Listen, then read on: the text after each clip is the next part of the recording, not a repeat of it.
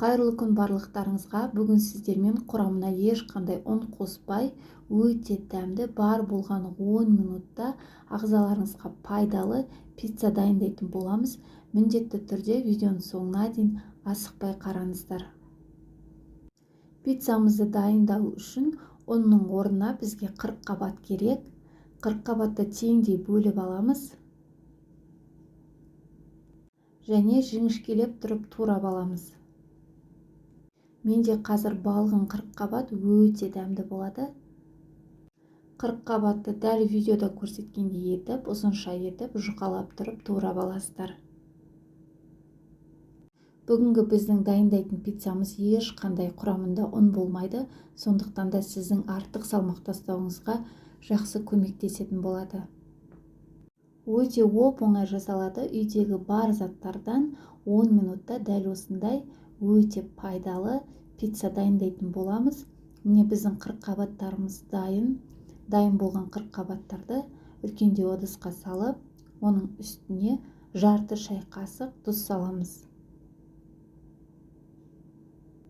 40 қабат пен тұзды жақсылап тұрып езіп, жұмсартып аламыз.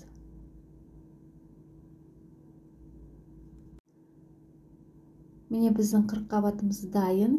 Енді оның үстіне 2 дана жұмыртқа саламыз. Жұмыртқаны салып, жақсылап араластырамыз.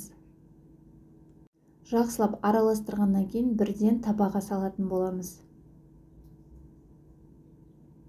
Табамызды жақсылап тұрып майлап аламыз.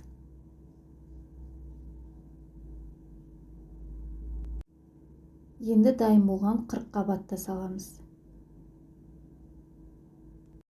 Барлығын жақсылап тегістейміз. Енді табамызды отқа қоямыз. Бетін жауып, баяу отта 5 минутқа қалдырамыз. Міне біздің 40 қабатымыз бен жұмыртқамыз жақсы бірігеді. 5 минут қана отқа қойсаңыздар жеткілікті. Бетін аздап майлап аламыз және дәмдеуіштерден орегано приправасын саламыз. Өте жақсы дәм береді біздің пиццамызға. Қызанақты жұқалап турап, пиццамыздың бетіне қойып шығамыз.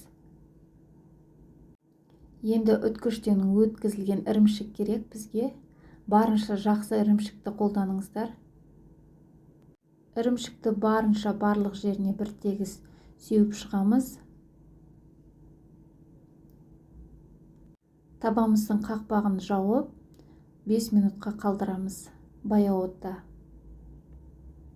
Құрамына ешқандай ұн қосылмаса да өте дәмді, бар болғаны 10 минутта дайын болатын біздің пиццамыз дайын. Ысы кезінде дастарханға ұсынсаңыздар болады, өте дәмді болып шығады. Ашытқымен жасалатын пиццаға қарағанда бұл пицца өте жылдам жасалады және біздің ағзамызға өте пайдалы. Пиццамыз дайын болғаннан кейін асықпай 2-3 минуттан кейін кессеңіздер, біздің 40 қабаттарымыз жақсы бірігеді және әдемі кесілетін болады. Осымен біздің өте дәмді пиццамыз дайын. Құрметті көрермендер, сіздер де дәл осы рецептпен жасап көрсеңіздер болады. Құрметті көрермендер, менің каналымды қолдап, міндетті түрде тіркеліп, лайк басып, комментарий жазып, достарыңызбен бөлісуді ұмытпаңыздар. Барлықтарыңызға ас болсын.